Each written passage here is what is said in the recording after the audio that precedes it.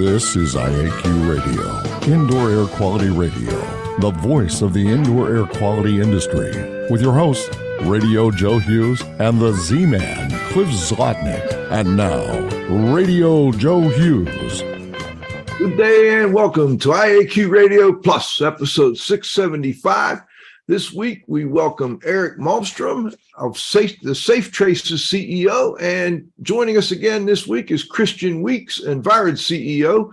We're going to continue our discussion on how to achieve sustainable indoor air quality using the Clean First approach. This week, we'll focus on parts 3 and 4 of the 4-step Clean First approach. Before we get started, let's thank our sponsors. They're the reason we can continue doing the show. And don't forget after the show to continue the discussion at afterthoughts.iaqradio.com, sponsored by First On Site. Our marquee sponsor is First On Site at firstonsite.com. Our association sponsors are the American Conference of Governmental Industrial Hygienists, ACGIH.org, the American Industrial Hygiene Association, AIHA.org, the Cleaning Industry Research Institute, CIRI Science.org, the Institute for Inspection, Cleaning, and Restoration Certification, IICRC.org. Industry sponsors are AEML Laboratories, AEMLINC.com, Particles Plus, ParticlesPlus.com, TSI Inc., TSI.com, Sunbelt Rentals, SunbeltRentals.com, April Air, April, AIRE.com, Healthy Indoors Magazine, HealthyIndoors.com. And now you can win a cool prize. It's time for the IAQ Radio Trivia question. Be the first to correctly answer. Simply email your answer to czlotnick@cs.com. Or if listening live, just text your answer from your computer. And now, here's the Z-Man. Hello, everyone. I'm glad to report that Dawn Weeks nosed out Doug Conan of Aerotech Environmental by 3 seconds last week to identify adsorption as the word that fits this definition, the accumulation of gases, liquids, or solutes on the surface of a solid or liquid. The IEQ Radio Trivia question for today, September 16, 2022.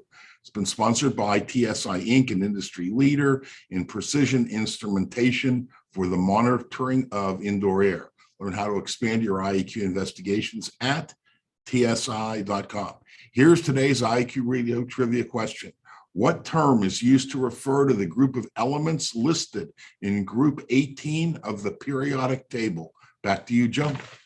All right, Erik Malmstrom is the CEO of SafeTraces, a Bay Area-based provider of the only indoor air quality verification that actively measures pathogen risk via their patented aerosol tracing technology. Previously, he held senior roles at the White House, the Farmers Business Network, and Cargill. He's a co-founder of CrossBoundary, a frontier marketing investment advisor.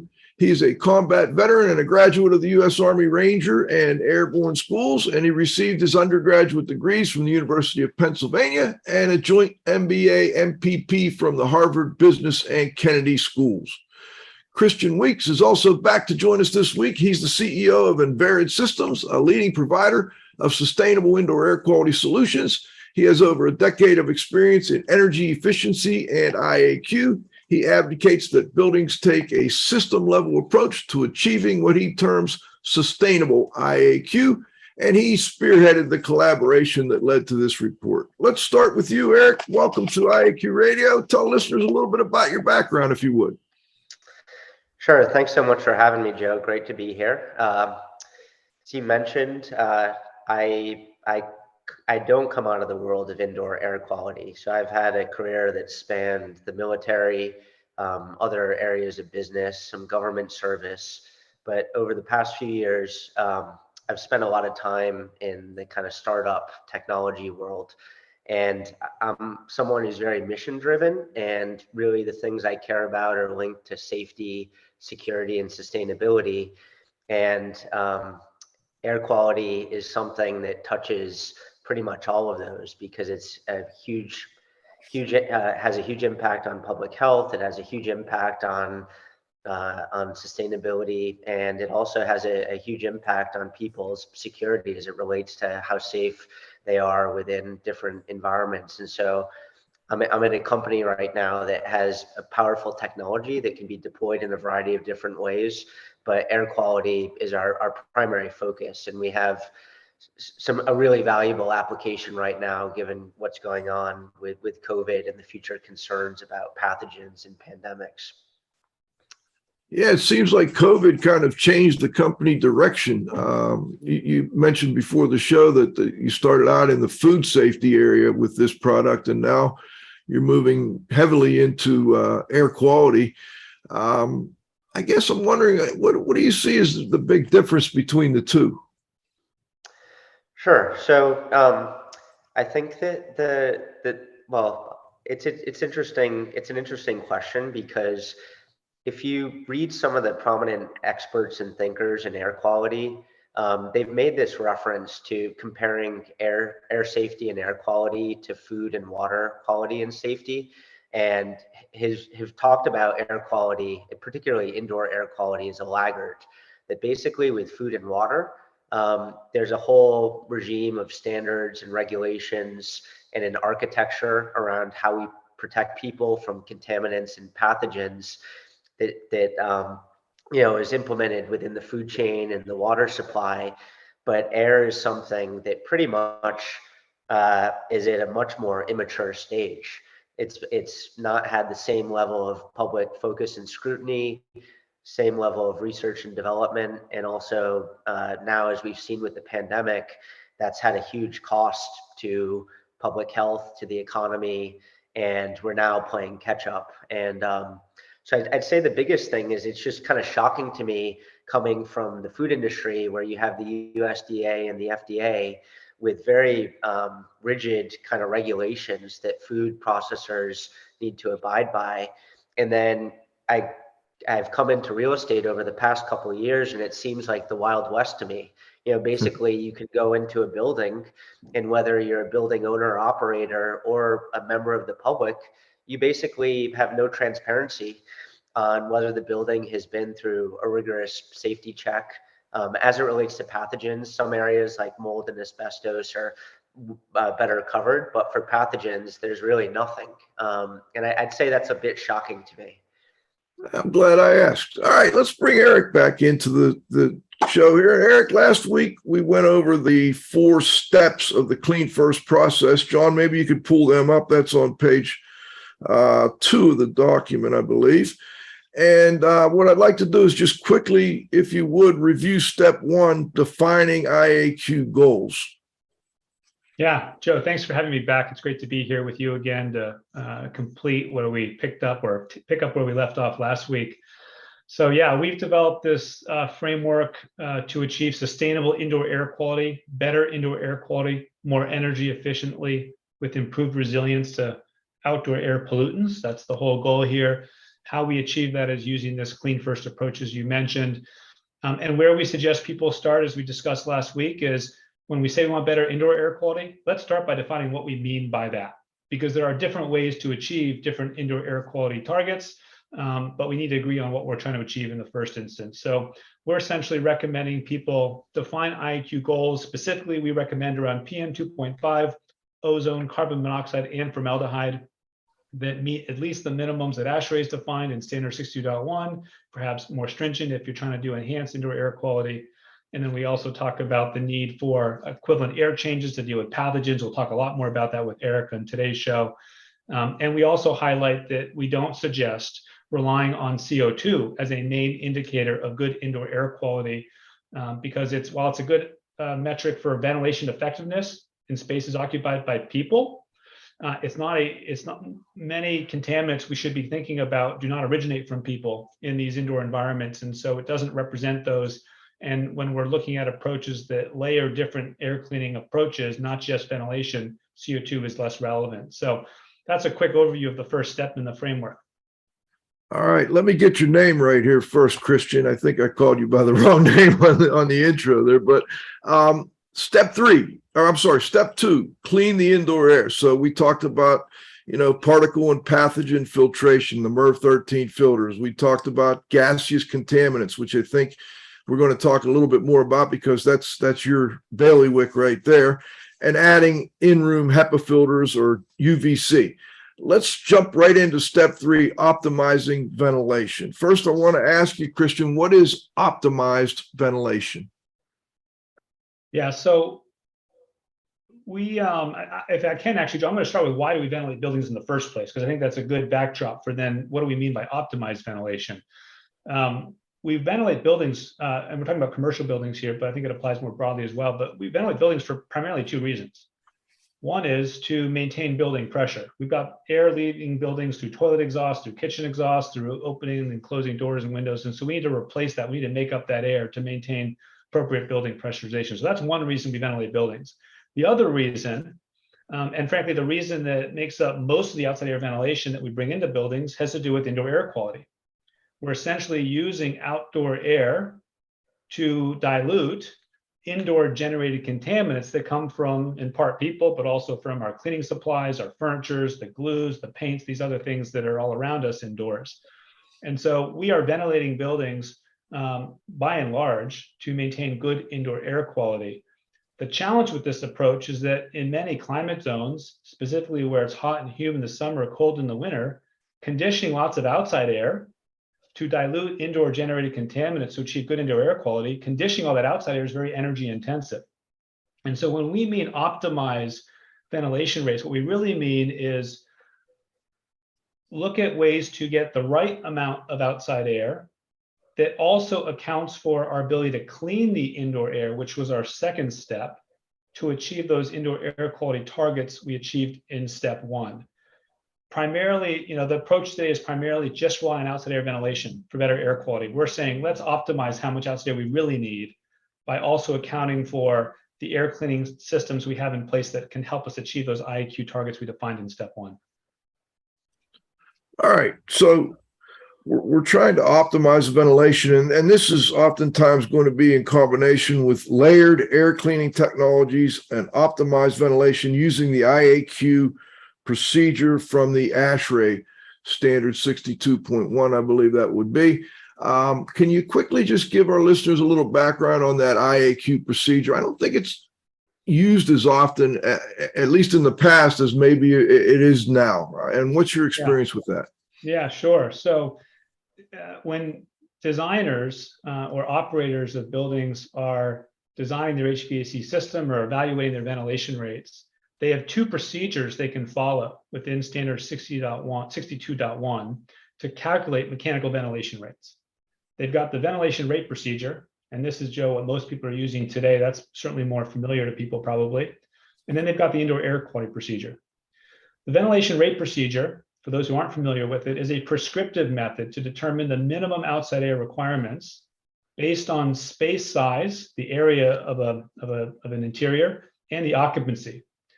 And it doesn't consider the benefits of source control and removal measures such as air cleaning and filtration. Essentially, the ventilation rate procedure relies only on ventilation to maintain good indoor air quality.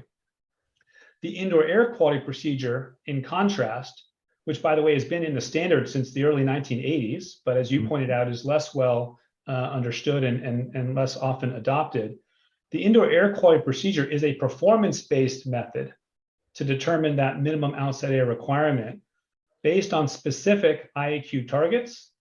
And it allows you to combine not just outside air ventilation, but also source control and removal measures such as air cleaning and filtration systems. So it's the IAQ procedure that allows you to design to specific IAQ targets, allows you to incorporate layered approaches to achieve those IAQ targets. And this is what often allows for a more efficient result, because we're no longer just relying on outside air ventilation to deliver good indoor air quality. We're using some ventilation, but also relying on air cleaning so we can safely recirculate some of the air that's already at temperature or very close to the temperature that we're looking for indoors. So it's a much more flexible procedure, and it's a procedure that allows you to account for the air cleaning or air disinfection technologies that may also be part of your design. I'm wondering, Christian, when we're going to talk a little bit about commissioning of buildings, and and how, this can be done during the commissioning phase. But then after you've already got a building up and running, now with schools and these other large buildings, hospitals, et cetera, that, are more concerned about the pandemic, do you see building owners and managers coming in kind of after the commissioning, several years down the road, and looking at using the IAQ, the particular, the IAQ procedure, procedure, to try and, kind of change the balance of the outdoor air? Yeah, well, so we do see it as an opportunity when people are doing upgrades to their mechanical systems, when they're maybe updating their control system, or if they're looking at energy conservation measures, ECMs, maybe as part of an ESCO project or some sort of energy efficiency project. There are opportunities to reevaluate how much outside air we're bringing in the buildings, to perhaps if we've deployed, higher rated filters, or for particles, or also for gases. It's really the gases that you need to control. So in many cases, what we'll do is we'll help people deploy sorbent filters to capture the gaseous contaminants that ASHRAE has defined that say need to be controlled if you're going to use the IAQ procedure. And then they can reevaluate. They can reset that outside air ventilation, reposition those damper set points to achieve energy benefits because of the air cleaning that they've deployed, perhaps since the building was originally commissioned. And Eric, let's follow up with you on how SafeTraces might be used during that commissioning process, and how that may help with kind of sustainable IAQ. Sure. So I'll respond to that question in two different ways. So for the IAQ experts, kind of contextualizing us within the other existing tools. Well, first off, I'll explain what we do. So SafeTraces has an aerosol tracer technology that we've developed, and it goes back to our roots in Lawrence Livermore National Labs, where we've looked at ways of basically safely simulating pathogens using surrogates is the term, something that safely simulates a pathogen. And for viruses and things like COVID and influenza, we have an aerosol tracer that consists of water and then a DNA tag that at one level simulates kind of viral copies within human saliva, and we kind of concentrate it in the similar way that you would find viral copies in saliva, and then we aerosolize them. We spray them in a real building, and the DNA tag allows us to track where the particles are moving within the building, and then also we can measure kind of exposure levels. And so DNA is highly sensitive to detection, so you can basically have air samplers or pumps staged throughout a space, and then you can take time series data, you can take kind of something more analogous to like testing and balancing type of readings within the building. And I'd say at one level, it's somewhat similar and analogous to tracer gas, except instead of using a gas, you're using an aerosol. And the benefit of an aerosol relative to a tracer gas is that gases are great for being able to measure and verify ventilation, but gases go straight through filters. So you're not able to really capture the filtration impact on the particle removal with a gas. An aerosol, you can measure both in the same test. The other thing that we do is, in terms of the data output, rather than just giving a kind of hard to read spreadsheet or dense report, we visualize things very similar to computational fluid dynamic modeling, for those who are familiar with that, basically showing heat maps and other ways of making it very digestible to people what is happening within the space. And so to get back to your question, we come in basically as a way, to enhance the commissioning process of a building. And in many cases, it's not actual new build commissioning, it's more retro commissioning and ongoing commissioning. But we would go into spaces within a building and take measurements on particle removal rates in high density areas. We would do kind of airflow type assessments to track containment or spread within a space and balance or lack of balance. And all of that is basically filling a huge data gap that people have right now of like when they're undertaking all these changes, whether it's air cleaning or enhancing filtration or adjusting the outdoor air rate, the question is, what is that doing? Like, is it leading to any measurable safety benefit? And we basically can help answer that question through our technology. And so we get layered in with all the other traditional commissioning type work that's done. That's largely focused on kind of mechanical functionality and energy efficiency, and bring this new, more safety focused kind of commissioning tool into the fray. Cliff, you have a follow-up? I do. I'm just interested in how you generate the the aerosol. Could you explain to the listeners how you do that? Within the buildings, rather. Sure. So we have an electronic pneumatic sprayer that looks like a box, and you basically press a button and it releases the aerosols at a particle size distribution that's more on the kind of size range of speaking and breathing. So for people who are familiar with aerosol science, there's a lot of discussion on particle sizes and what the size range is. And so our main nebulizer is kind of generating smaller particles, but we also have a hand actuated spray bottle that produces larger ones that's closer to coughing and sneezing. But you basically, have a way of releasing these, and it's putting out a liquid volume similar to a respiratory emission. And so you kind of release the tracers in the space, and then you allow a circulation period or a period for the particles to kind of get into the air, circulate around, and have enough measurement time to see what the impact of the dilution, ventilation, filtration is. And so that's basically the release process. And one other important thing to call out is that we have up to 24 different unique DNA tags that we can use to test a space.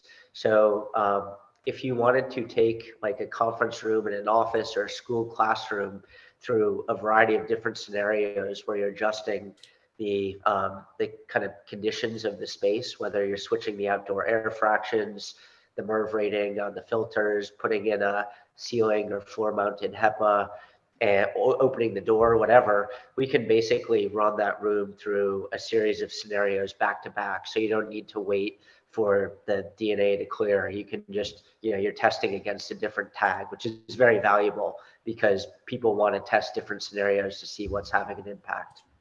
Do you have to test every single room in the building in order to test the building, or you just test one place and it goes everywhere?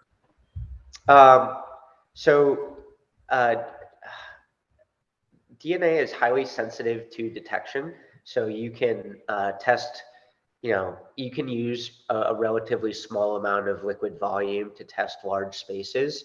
However, if you're talking about a multi-story kind of office building or large spaces, tens of thousands of square feet, or in some cases hundreds of thousands, you're going to need to release in many different spaces. Part of that is where you're getting valuable data. The other piece is just, for larger spaces, we generally take an approach of testing representative areas, and you don't need to test every room and every square foot in the building. You want to get a good kind of reading of different types of spaces, and then you can extrapolate that to the broader building. I want to tie this into a couple text questions or comments. Real optimization is about how clean is the breathing zone of occupants and not so much the quantity of outside air supply. Can you visualize airflow patterns? How do you ensure the breathing zone of the occupants are safe? And I'll throw that out to either one of you. Yeah, so I'm happy to take, go ahead, Christian. Well, I was going to speak about the visualization piece, but I would concur with the comment that this is all about how clean is the air in the breathing zone. And what we're trying to encourage with this clean first approach is that air in the breathing zone can be cleaned with dilution ventilation, or it can be cleaned with air cleaning. And in fact, what we suggest is usually going to make the most sense from a cost and efficiency standpoint is going to be some combination. But it's true that just air distribution effectiveness is going to be a really important factor here, and one that we briefly mention in the paper, but don't go into extensively. Yeah, and I would just add that from our standpoint, I mean, the way that you set up a field test really can get after that breathing zone kind of question, because how and where you release the tracers and then where you're sampling is basically representing kind of, the release is representing a respiratory emission, and then a sampling is representing an exposure, someone breathing it. And so we factor that into kind of where we're releasing tracers and where we're sampling. I guess the question is, I see that this is a first draft, Christian, so maybe this is something you're going to want to tackle in a little more detail, a little more depth with future revisions. Yeah, this whole question of distribution effectiveness, I mean, getting the ventilation right is important, getting the air cleaning right is important, but it does assume that you have effective air distribution within the space, within the breathing zone. And so that's something that, as I said, we don't go into in great detail, but is probably something that merits further discussion in a future iteration. And Christian, I'd like to kind of just quickly go into the products that your company specializes in, and that's basically air cleaning technology. But oftentimes we talk about air cleaning, we're thinking about particles, and you're more focused on gases. Can you tell listeners a little bit about your process? Yeah, for sure. We, like Erik, we've sought to fill a gap in the market we've seen around the ability to remove these gaseous contaminants from indoor air. So we think of indoor air quality having sort of three pillars. You've got the particles, you've got the pathogens, and then you have the gases. And all buildings today are required to have some level of particle filtration. Commercial building code is usually it's MERV 8, and it's increasing. There's a push to MERV 13 and MERV 11, and ultimately probably MERV 13. And so for the most part, we design our buildings to account for the particles using filtration. But when it comes to the gases, we're primarily today relying on dilution ventilation. And what we're trying to do with Invarid, what we've done with Invarid is developed a filtration technology targeting the gases. And specifically, it's a sorbent media-based technology that allows us to capture the gaseous contaminants from the indoor air, just like the particle filters capture the particles and also the pathogens.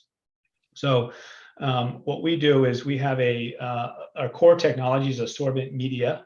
It's a resin that we granularize with silica, so comes in a granular form. We put the sorbent media inside filters, and then we put these sorbent filters inside standalone air cleaning systems, or we can also integrate it inside a traditional HVAC system. For example, we're working with Daikin today. There was an image you saw a moment ago that shows this, where we are integrating, there you have it. So there you have a packaged rooftop system from Daikin that has inside of it this sorbent filtration technology, so that we're not only using the traditional filters here to remove the particles, but we're also removing the gaseous contaminants. So that's essentially what Invarid has developed, and it's important because it allows you to then do that ventilation optimization in terms of the airflow. It allows you to move away from just relying on outside air ventilation to control those gases. We can combine the outside air ventilation with sorbent media to both dilute and capture and figure out that energy efficiency optimum and cost optimum as well. So there's a great video right there. For those interested in learning more about the core technology, this video here on our website under products, sorbent ventilation technology, is a 3-minute introduction to the chemistry a little bit and how it works to remove these gaseous contaminants from indoor air. I just got a quick follow-up on Christian on your products. You say that it's integrated into a filter. What type of filtration is in there? What level of filtration? So, well, it's a great question. we're often accustomed to talking about levels of filtration in terms of a MERV rating, but that only applies to particles. So our filters do have a MERV 11 rating in terms of particles, PM2.5, but ASHRAE has and that MERV rating comes out of ASHRAE standard 52.2, I believe it is. ASHRAE has another standard called ASHRAE 145.2, which is a standard, a test method for measuring the effectiveness at removing gaseous contaminants from indoor air. So what we've actually done is done the MERV testing, but we've also done the 145.2 testing on the full range of gaseous contaminants that are now defined in ASHRAE 62.1, so that when engineers are looking to apply the IAQ procedure with our sorbent filtration technology, they can take the list of contaminants that need to be controlled right out of the ASHRAE standard. It's been updated recently to include that list of contaminants and the design limits for each contaminant. And they can essentially then apply standard emission rates. So we've got a list of contaminants we have to control. We know how quickly those are generated from research that has been done in different building types. We can then apply our efficiency at how quickly we can remove those contaminants, and therefore understand how much benefit we gain from these sorbent filters. And then we can mix that with some ventilation to figure out that optimum between how much air cleaning, how much ventilation do I need to control indoor air quality to the standards I want to achieve, but do it through a mix of filtration and ventilation. So we basically do that ASHRAE 145.2 testing to define our effectiveness for the gaseous contaminants and apply that in these mass balance equations that are used with the indoor air quality procedure. And I got to go to halftime in a second, but I got a quick follow up on your products there. Do you have any standalone units? Do they always have to be integrated into the say the rooftop unit like we showed here? Yeah, we have both standalone units, and then we also are working with partners, groups like companies like Dyka to integrate it inside their systems. But yes, we offer standalone units. They're called HVAC load reduction or HLR modules, and they're modular in form. We have a form factor that goes on roofs. We have some that go in mechanical rooms. We have some small ones that go directly into space. And you can find all that on our website under the products tab. All right. Well, thank you for that. We're going to go to halftime. We'll be right back with our guests, Erik Malmstrom and Christian Weeks. We're having a great discussion on the Clean First approach. Our marquee sponsor is First On Site, your trusted full-service disaster recovery and property restoration company at firstonsite.com. Association sponsors are ACGIH, Advancing Careers of Professionals in Environmental Health, Industrial Hygiene, and Safety, interested in defining their science. ACGIH.org. AIHA, Healthy Workplaces, A Healthier World. AIHA.org. The Cleaning Industry Research Institute. See more deeply through science and research. CIRI. Science.org. The IICRC, a nonprofit standards development and certifying body for the cleaning and restoration industry, IICRC.org. Industry sponsors are AEML Laboratories, free shipping, great pricing, same-day results with no rush fee, AEMLinc.com.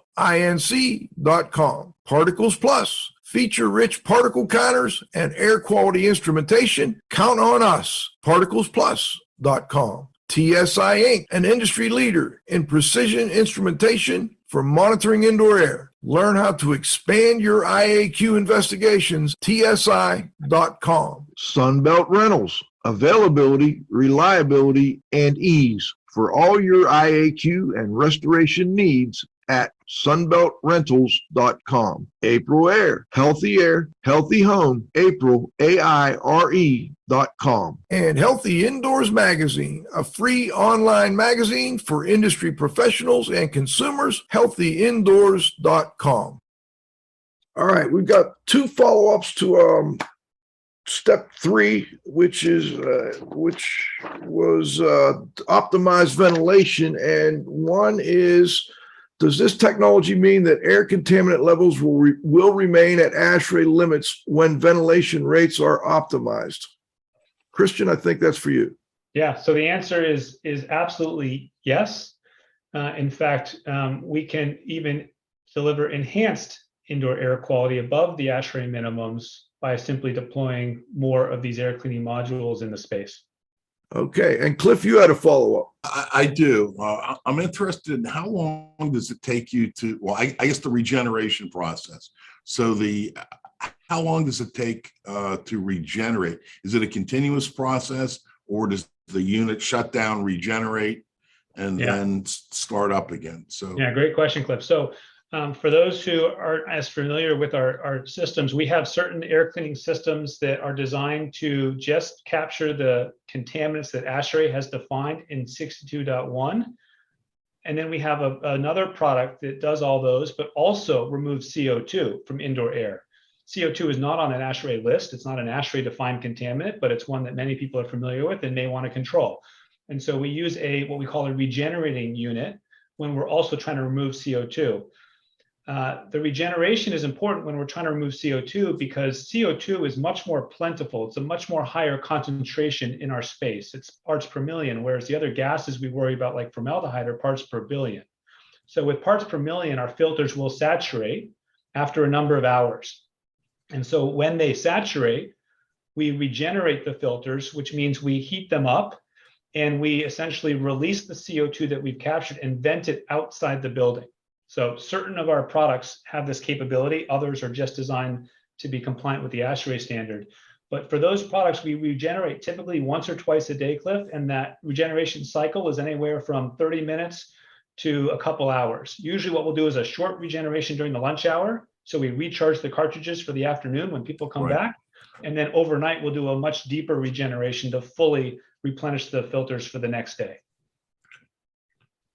All right. And I'm going to get to another one of these text comments in a moment, but let's go to step 4. John, pull up page 22 again. So now we've gotten through the first 3 steps. Our timing looks pretty good here. We're now on to step 4, validate, monitor, and control IAQ.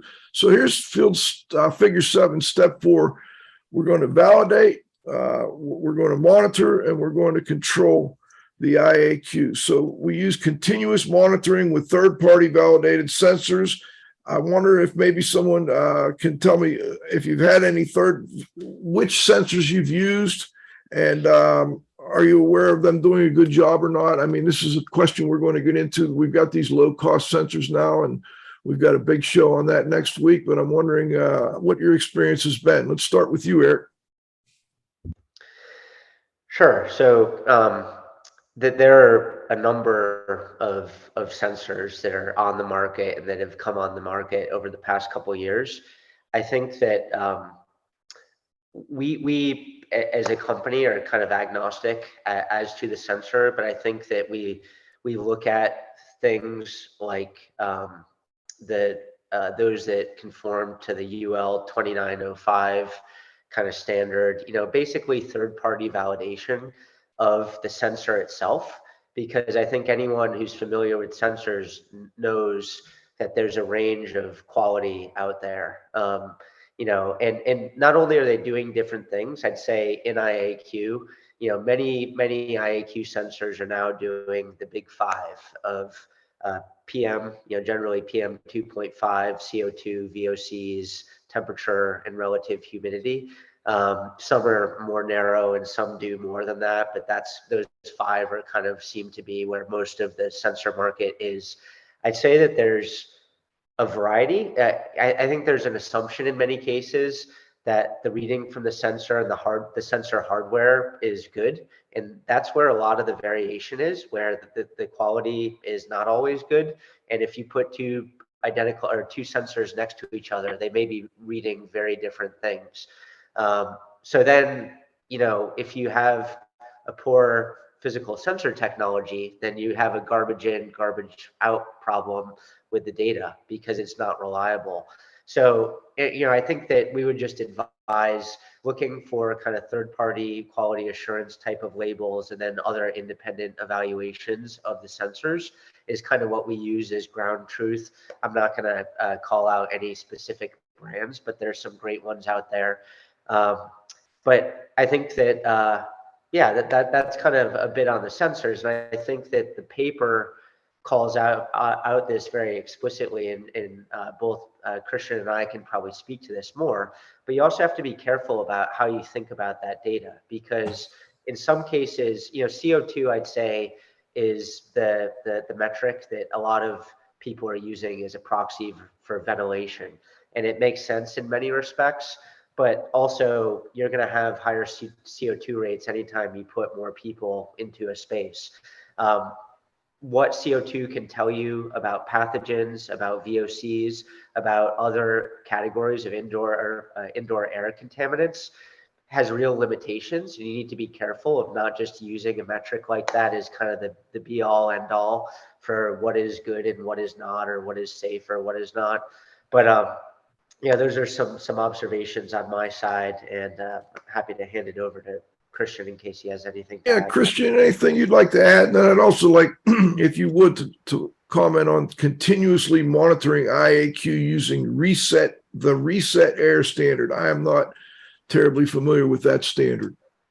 Yeah, I was actually going to mention the reset, because not only do they offer the world's first performance-driven data standard and certification program for air quality monitoring, they have this data standard, which is helpful for continuous monitoring, but they also certify sensors. So Erik referenced the UL standard reset, which is a standard that's been developed in Asia, specifically in China, which is in some ways far ahead of the US in terms of indoor air quality because of all the awareness they have around pollution and how it affects both outdoor and indoor air quality. They've been working on this standard for many years now. And you can actually go to their website, which is, I think, reset.com perhaps. We actually reference in the white paper, there's a whole description of what is reset. But they give you a list of sensors that they have independently validated or evaluated and deemed to be worthy, best of class. But they go beyond just validating the hardware and the sensor technology. They actually go to defining protocols and standards for collecting data and using the data, making sure the data is accurate. And that gets to Erik's point about you need good hardware, but you also need good valid data. And you need to make sure you have protocols in place to control for drift and these other things that sensors naturally do. So yeah, you can see their monitors are here. They've got both in-duct and in-space sensors, and then they have a whole standard, a data standard around how you use this data from these sensors. John, click on that indoor air quality monitors right there. Let's see if they've got any particulars here. Okay, I'm looking at, yeah, there's quite a list here. And I guess, I shouldn't always use the term low cost. These may or may not be low cost sensors. Is that accurate to say, Christian? Some of these are lower cost than others. It's a range.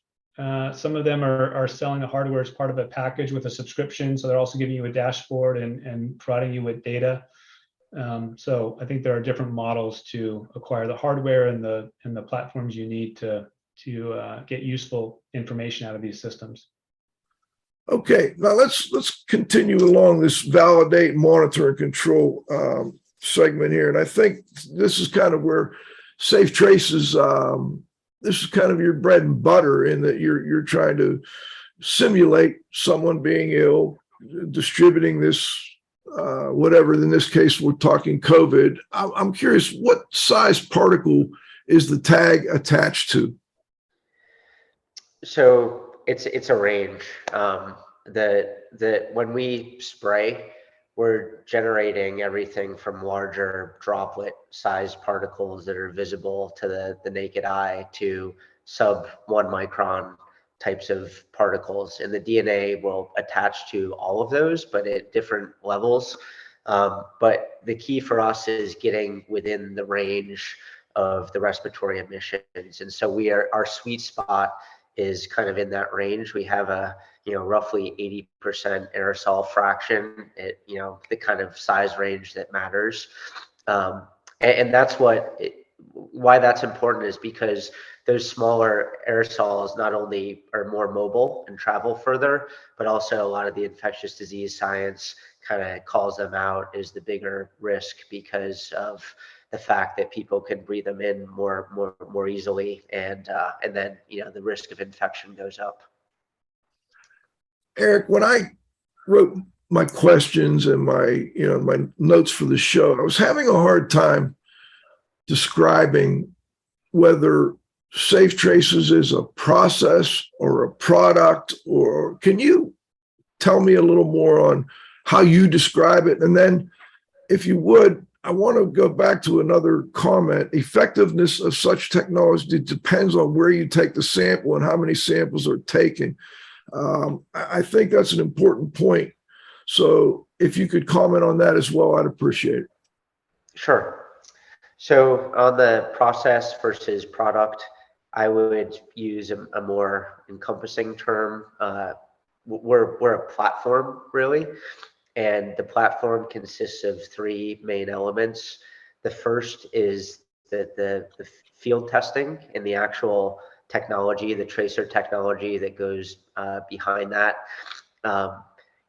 We have deep roots in the biosecurity world, going back to our roots in Lawrence, Livermore, and the R&D that underlies our commercial products was born out of the anthrax spore experience and wanting to respond to that and have a way to go into real world spaces and test risk and the resilience and effectiveness of biodefenses. But step one is the kind of field testing, which is a delivered service to customers.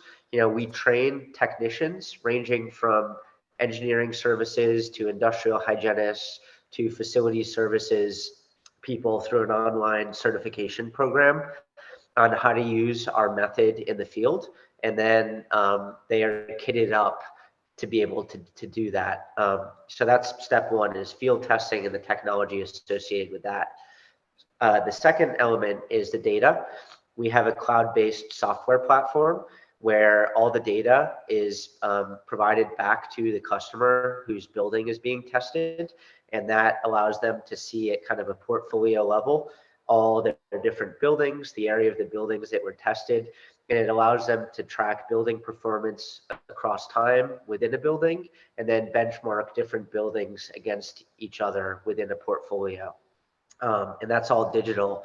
So unlike, I'd say, a lot of air quality testing, which is, you test a space and then you get a report, and then that report gets kind of filed somewhere. We want to bring that all online digitally. The third piece is really important to call out, which is we offer the only actual verification mark for a building for ventilation, filtration, effectiveness for removal of aerosol contaminants with UL Underwriters Laboratory, the global safety science company. And we actually, take a building through a performance evaluation. We focus on high density areas. We go and we field test them annually. And then we have a performance standard of a 99% aerosol removal rate within high density areas within the building that is correlated to about a 5 equivalent air change rate in those spaces. And a building needs to, all the density areas that were tested need to achieve that or higher. And so when the building passes, then we actually, similar to things like the WELL Health and Safety Rating or LEED or other building verification programs, we can put a UL SafeTraces sticker on the building. And we saw that as being a critical need in the market, given the concerns about airborne pathogens and the fact that that is not well covered by the existing building verifications. And it's also not even addressed in ASHRAE 62.1. Pathogens are explicitly not included in the primary indoor air quality standard that building designers and engineers are using today. So that's kind of what we do. We do all of those things. And so, a customer would be participating in kind of getting all of those services provided as part of the support package we provide. All right, let's go to the roundup, John.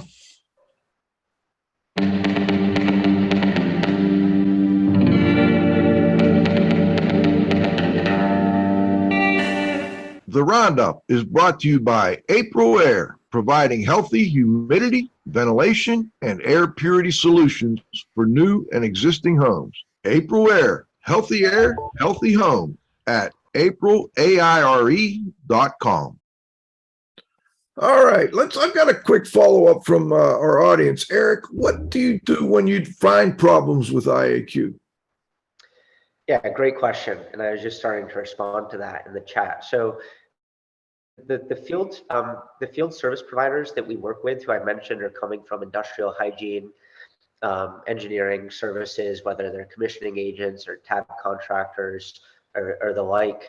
They basically not only do the field testing, but they're also there to help design the test plan and then also to interpret the results on the backside that we get, which in some cases will be straightforward. It will tell you how air is flowing around the space and how efficient particle removal is. But then the critical question the customer cares about is, so what? Are we performing to the level that we want to be? Is that adequate? Is it acceptable? And in some cases, they'll have deficient areas that require some remediation. And that's where the service provider will come in with recommendations. And importantly, in some cases, your customers, and this goes for many modern office buildings and more modern buildings, they're over ventilating their spaces.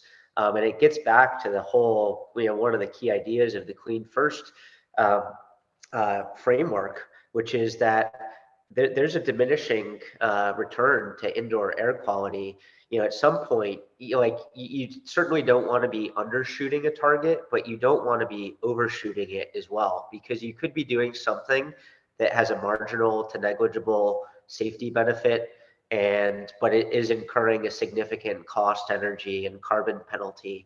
And so figuring out, it goes back to step one of setting your goals. Having a clear goal and then evaluating yourself against that goal is going to enable you to achieve a safe environment, but then also manage your financial resources and manage the energy consumption and the carbon emissions of the building in a way that is quantifiable and that brings everything together. But to the basic question, the service providers, the data will tell you a lot, but then often there's a layer of service provider who's helping advise the customer on what they do. And you've been working with industrial hygienists, building managers, groups like that, and they would then pitch in and help with that particular component, I guess you'd call it. Sure. Yep. All right, Christian, I want to go over the final point on John, pull up page 24 for a moment. And the final point on this last section, validating, monitoring, and controlling IAQ. It's kind of been the holy grail for people. There we go. Scroll down a little bit. All right. I guess what I want to find out is how are you integrating the sensor data with your building management system, which is kind of the ultimate goal.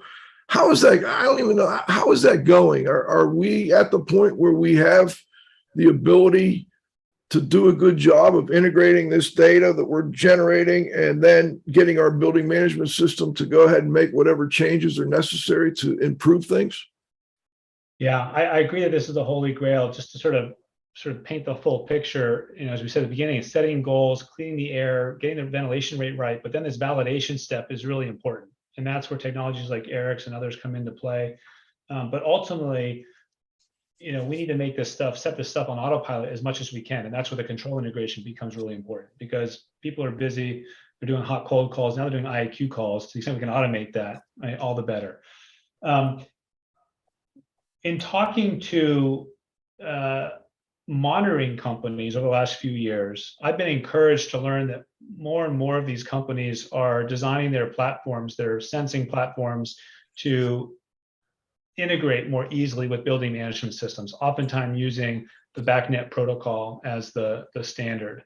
So we are finding that it's becoming easier and easier to deploy a sensor platform, and you can maybe use their dashboard if you'd like, but now it's also becoming easier and easier to integrate that data directly in the building management system. So you have one pane of glass to see what's happening in your building and can then make the adjustments.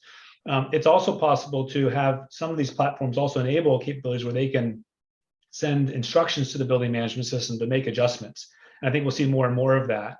I would say the leading edge is approaches like those developed by 75F, which was another collaborator in this paper, where they've actually developed a IoT sort of native building management control system that directly integrates IA2 sensing capabilities into the sequences that it then uses to optimize the building, performance or operation. This approach that 75F has developed allows them to directly integrate this IAQ data, but also incorporate sensor data and other things that then allow them to optimize how the building is performing, even at a very local level, at a zonal level. Where are the people today? Who's in the office today? And control the ventilation rates, control which filters are running or not running. Also control things like lighting and other things that impact the overall energy equation. So I think the good news is there's more and more integration capabilities between these sensor platforms and building management systems. The best building management systems are building it in natively, but there's more work to do. There's more work to do, and I do agree that in terms of sort of where the opportunities are, this last piece of tying it all together through control platform is the next frontier and where we need to continue to focus our efforts. And Erik, anything you'd like to add? John, let's go to figure 8, page 27, so we as our wrap up. But before we do that, Erik, anything you'd like to add on that section? I wholeheartedly agree. I'll just share an anecdote. So we've been supporting a large Fortune 25 company now for the past couple of years. And we've been in a lot of their facilities, which span office and industrial.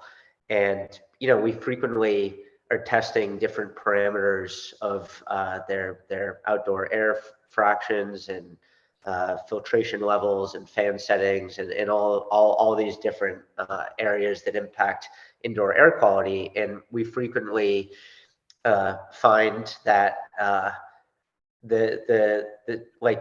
while it is not our explicit focus, we're kind of playing a commissioning role of just functionality, and we're seeing kind of damper set points, not what the BMS is indicating, and all sorts of basic mechanical problems. And so I think that there are two takeaways from that for us and for the customer, which is, one, can you trust the BMS, and is it providing you accurate data, which is a big question. The second is that even that aside, this customer has a huge facility portfolio, and they understand that they have problems, but at the end of the day, they need something automated to basically go out to their whole network and make changes. And so, like the idea of testing every facility all the time or whatever, like, things need to be simplified. And right now we're at a point where there's so much human intervention involved in needing to manage the systems to get the system to perform correctly. So I see this as being like really a critical area of development and getting to the real crux of what the customer cares about, which is they just want to push a button to be able to make changes and have the systems talk to each other better. And so that's where I think there's going to be a lot of important work needing to be done over the next generation. I'd say buildings are still, despite all the talk you hear about smart buildings, I'd say that buildings are largely very dumb, and they need to get a lot smarter. I hear you there. All right. So we've gone over the Clean First framework to achieving sustainable air. And we've got the final figure up on here. And before we go, I want to make sure, Cliff, if you have any final questions or thoughts, you get a chance to jump in.